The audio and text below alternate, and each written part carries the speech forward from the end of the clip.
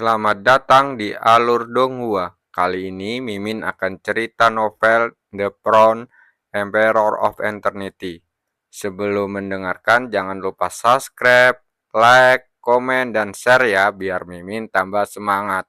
Selamat mendengarkan. Melanjutkan episode sebelumnya, kekuatan kekerasan melonjak dalam gelombang, meninggalkan jurang tak berujung di bumi. Melihat pemandangan ini, wajah Pangeran Ketujuh menjadi sangat pucat. Dia memandang Longli yang muntah darah dan terbang mundur, lalu jatuh dari udara dan hatinya dipenuhi gemetar. Bagaimana dia bisa membayangkan, bahkan meskipun pamannya di ranah Zotian mengalami tindakan, dia akan tetap berakhir seperti ini. Jauh di langit, wajah Cukwang menjadi serius. Dia memegang telapak tangannya, dan bintang raksasa itu terbelah lagi, dan berubah menjadi 9 bintang. Dia menatap sosok Longli yang jatuh, dan niat membunuh tiba-tiba muncul di matanya. Dia melambaikan telapak tangannya, dan 9 bintang tampak terhubung dari ujung ke ujung, memborbardir bintang satu demi satu. Wajah pucat Longli penuh ketakutan. Dengan ngeri, dia mengerahkan sisa kekuatan di tubuhnya untuk mengembun menjadi beberapa penghalang di depannya.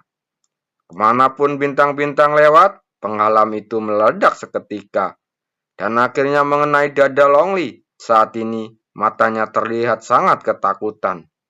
Aku pangeran keempat keluarga kerajaan Shenlong. Beraninya kamu? Merasakan rasa sakit yang hebat datang dari tubuhnya, Longli meraung dengan suara mendesis. Beraninya aku membunuhmu? Cukwang tersenyum acuh tak acuh. Sosoknya lalu turun dari langit, dan bintang terakhir tiba-tiba jatuh, membuat Longli ketakutan. Ah, cerita melengking terdengar, dan vitalitas dalam tubuh Longli hancur sepenuhnya oleh bintang terakhir. Wajah Pangeran Ketujuh penuh ketakutan. Saat Cukwang turun, dia berbalik lalu terbang. Tidak berani tinggal sebentar saja. Sudut mulut Cukwang melengkung, membentuk lengkungan sarkastik. Dia niat membunuh yang kuat muncul di matanya. Jika orang ini hanya bersekongkol melawan dirinya sendiri, mungkin dia tidak akan repot-repot mengejarnya sama sekali. Tapi sekarang, bajingan ini sebenarnya sudah menculik VR. Bagaimana dia bisa menunjukkan belas kasihan? Sinar es jatuh dari langit dan akhirnya menembus pertahanan di depan Pangeran Ketujuh, melewati dadanya dan mengeluarkan garis darah merah cerah. Kamu? Pangeran Ketujuh berbalik dengan susah payah. Ekspresinya yang ngeri masih terlihat di wajahnya. Dia tidak percaya anak ini tidak ragu sama sekali untuk membunuhnya. Tubuhnya langsung terjatuh dan akhirnya terendam kerikil, hilang sama sekali. Cukwang bergerak dengan telapak tangannya, dan pedang raksasa es itu terbang ke arahnya, lalu jatuh ke tangannya. Sambil memegang pedang raksasa es di tangannya, dia dengan cepat berjalan menuju ke arah VR. Dia menggunakan jari-jarinya untuk mengetuk ledakan kekuatan, melepaskan batasan di tubuh VR. Setelah beberapa saat, Liu Fei perlahan membuka matanya. Ketika dia melihat situasi di depannya, dia sangat cepat memahami apa yang terjadi. Dia mengerutkan bibirnya, tetapi tidak mengucapkan sekata patah pun terima kasih, karena dia mengerti bahwa Cukwang yang tidak suka mendengarnya. Takutnya, keluarga kerajaan Shenlong mereka tidak akan membiarkan kita pergi, kata Liu Fei dengan wajah serius. Mendengar ini, Cukwang mengangguk.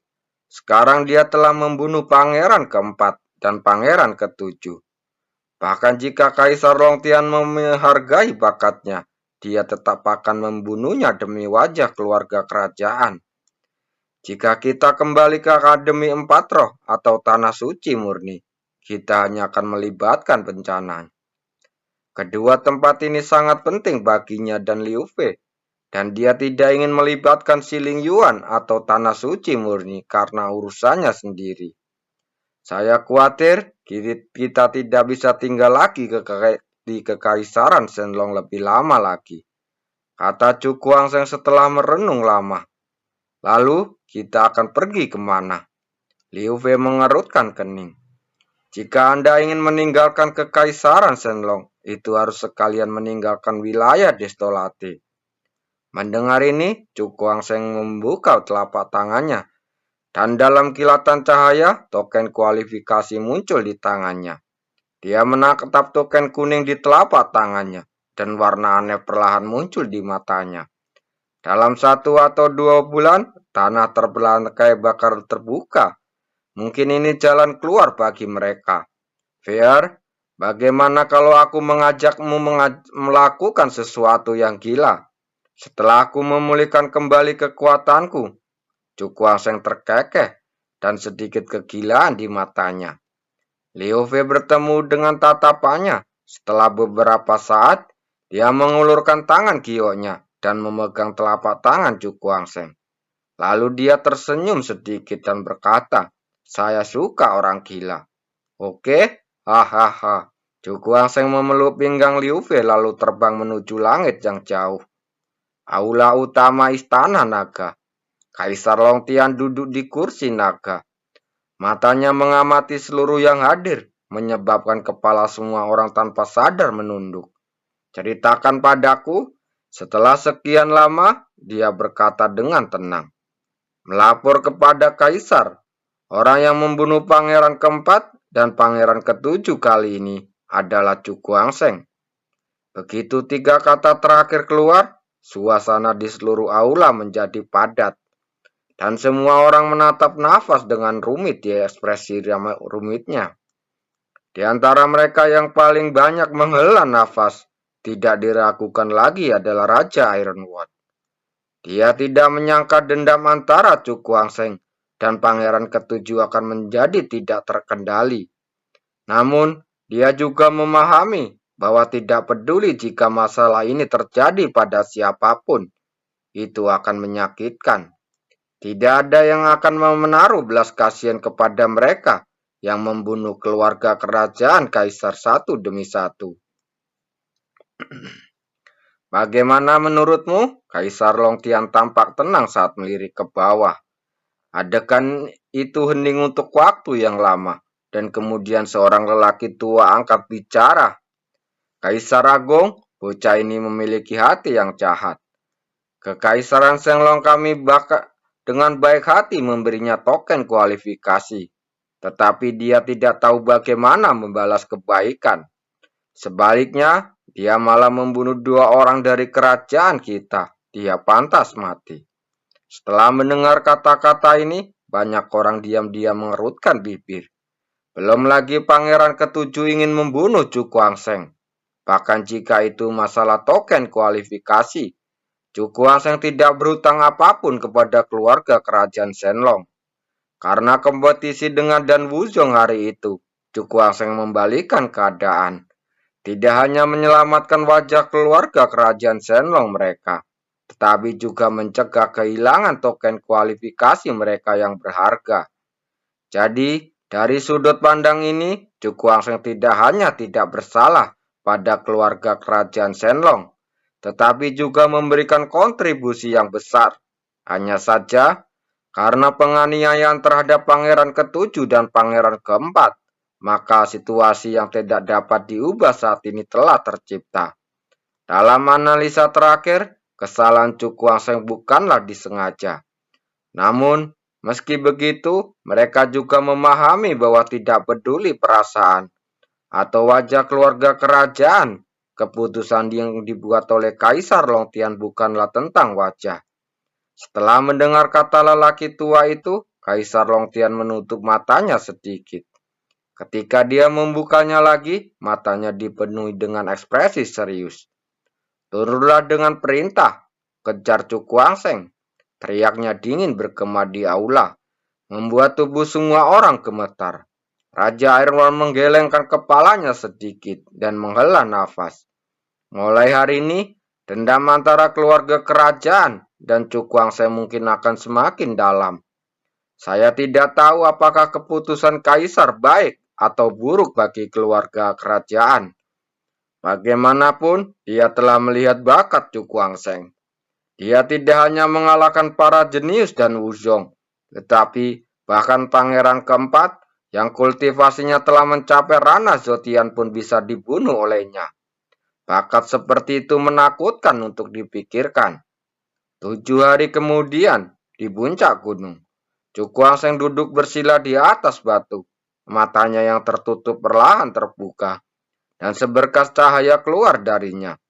Kekuatannya akhirnya pulih, katanya dalam hati. Pertarungan hari itu menghabiskan begitu banyak kekuatan, sehingga baru sekarang dia mendapatkan kembali seluruh kekuatannya. Apakah kamu baik-baik saja akhir-akhir ini? Chu Seng berdiri, memandang Liu Fei yang mendekat, dan berkata sambil tersenyum.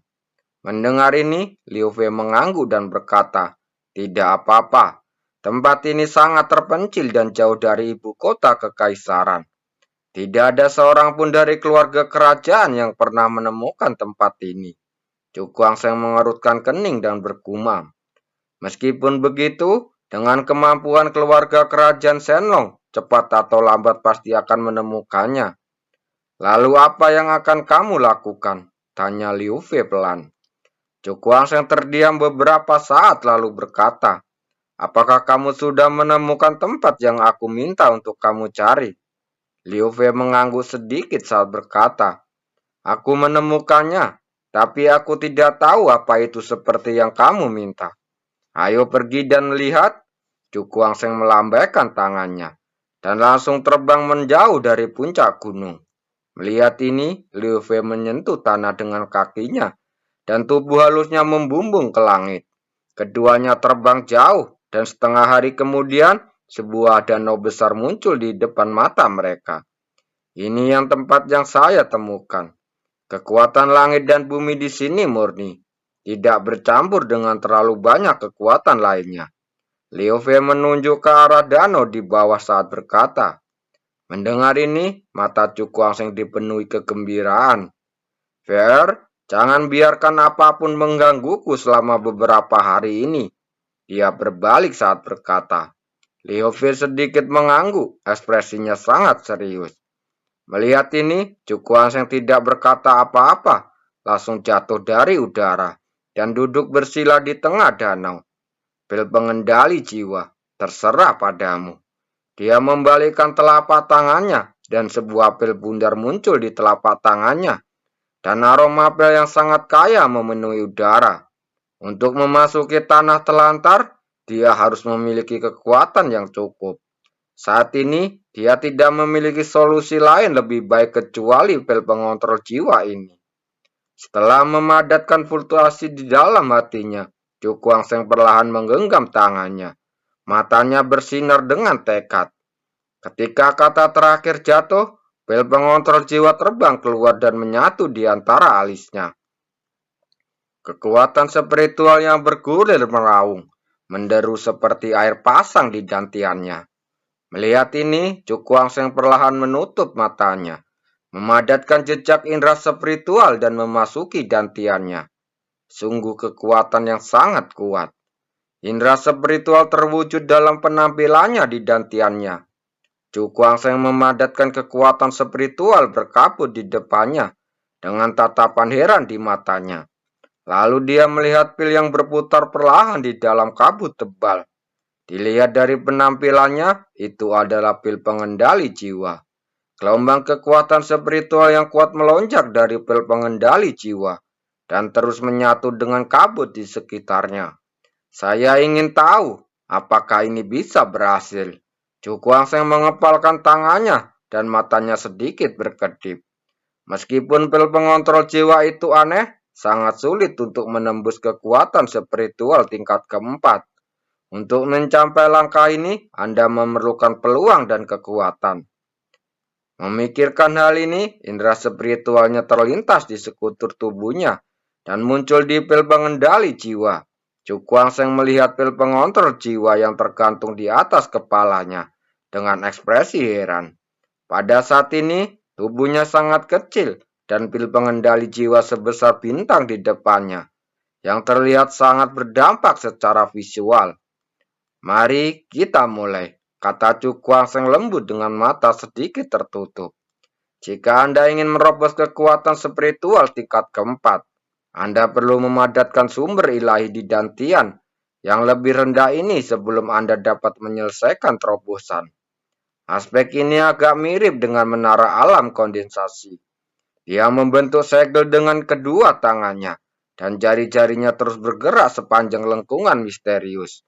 Tampaknya ada suara mendengung di tubuh spiritual Cu Kuang Seng, dan gelombang jiwa lingkaran cahaya aneh terlihat memenuhi udara dan menyapu dengan pil pengontrol jiwa. Pil pengendali jiwa sedikit bergetar, dan kekuatan spiritual yang kuat melonjak darinya, terus berintegrasi ke dalam dantiannya. Dan dengan curahatan kekuatan spiritual yang begitu kuat, ukuran pil pengendali jiwa juga terus menyusut dalam waktu kurang dari 1 jam. Ukurannya sudah menyusut setengahnya. Jika keadaan terus seperti ini, dibutuhkan waktu kurang dari 2 jam agar pil pengendali jiwa benar-benar berubah menjadi kekuatan spiritual dan memenuhi dantiannya. Setengah hari berlalu, pil pengendali jiwa telah benar-benar lenyap, hanya menyisakan lautan kekuatan spiritual yang kuat mengalir melalui dantiannya. Cu Kuang Seng membuka matanya, dan dia melihat kekuatan spiritual yang melonjak di depan dengan ekspresi serius. Selanjutnya, saat memadatkan sumber ilahi. Begitu dia memikirkan hal ini, tangannya perlahan bergerak, dan kekuatan mental yang seluruh datiannya melonjak hebat pada saat ini. Gelombang kekuatan mental melonjak dan perlahan menyusut. Namun, penyusutan ini sangat lambat dan hampir sulit untuk melihat jejak yang jelas. Cu Kuang Seng telah bersiap untuk ini. Tentu saja, bukanlah tugas mudah untuk memadatkan sumber ilahi. Hanya ketika kekuatan spiritual di datian berkumpul sepenuhnya pada satu titik, kita dapat mulai memadatkan sumber ilahi. Jelas sangat sulit untuk menempatkan semua kekuatan mental ke satu titik. Dalam proses ini, banyak sekali upaya dan waktu yang mungkin dihabiskan. Di dantiannya, gelombang spiritual melonjak, dan Cu Kuang Seng duduk bersila di atas ombak, naik dan turun mengikuti fluktuasi ombak. Waktu berlalu dengan lambat. Dalam proses kompresi yang membosankan ini, dalam sekejap mata, 10 hari telah berlalu. Dunia luar. Di atas danau, Cu Kuang Seng sedang duduk bersila di tengah air, dan tekanan spiritual samar menyebar dengan tenang. Liu Fei berdiri di udara, matanya menatap ke sosok muda di bawah dari waktu ke waktu, dengan ekspresi khawatir di matanya. Selama periode waktu ini, Cu Kuang Seng seperti seorang biksu tua yang hanya duduk bersila dan meditasi tanpa gerakan apapun. Situasi ini terlihat di matanya, dan tentu saja dia tidak bisa tidak khawatir tentang hal ini. Orang-orang dari kerajaan Shenlong semakin mendekat. Mereka akan menemukan tempat ini dalam waktu kurang dari 5 hari. Liu Fei mengangkat matanya dan melihat ke kejauhan dengan ekspresi khawatir. Kali ini, keluarga kerajaan Shenlong menggunakan seluruh kekuatan mereka untuk mencarinya. Meskipun daerah terpencil, mereka tidak bisa lepas dari pencarian banyak keluarga kerajaan yang kuat. Memikirkan hal ini, dia duduk di langit, memejamkan mata sedikit dan merasakan sekelilingnya. Kuang Seng tidak bisa diganggu, jadi dia harus menumbuhkan penyusup itu secepat mungkin. Di lautan kesadaran Cu Kuang Seng, tubuh spiritual Cu Kuang Seng menatap kelompok cahaya aneh di depannya. Ekspresinya penuh kegembiraan. Selama periode kompresi ini, dia akhirnya menekan seluruh kekuatan mentalnya hingga titik tertentu. Kelompok cahaya saat ini tampak hanya seukuran ibu jari, tetapi kekuatan spiritual yang terkandung di dalamnya sangatlah menakutkan. Jika dibuang, gunung akan hancur menjadi reruntuhan dalam sekejap. Sekarang, saatnya memadatkan sumber ilahi. Cu Kuang Seng bergumam, wajahnya sangat bersemangat. Hanya dengan memadatkan sumber ilahi, dia dapat benar-benar memasuki kekuatan spiritual tingkat keempat. Terima kasih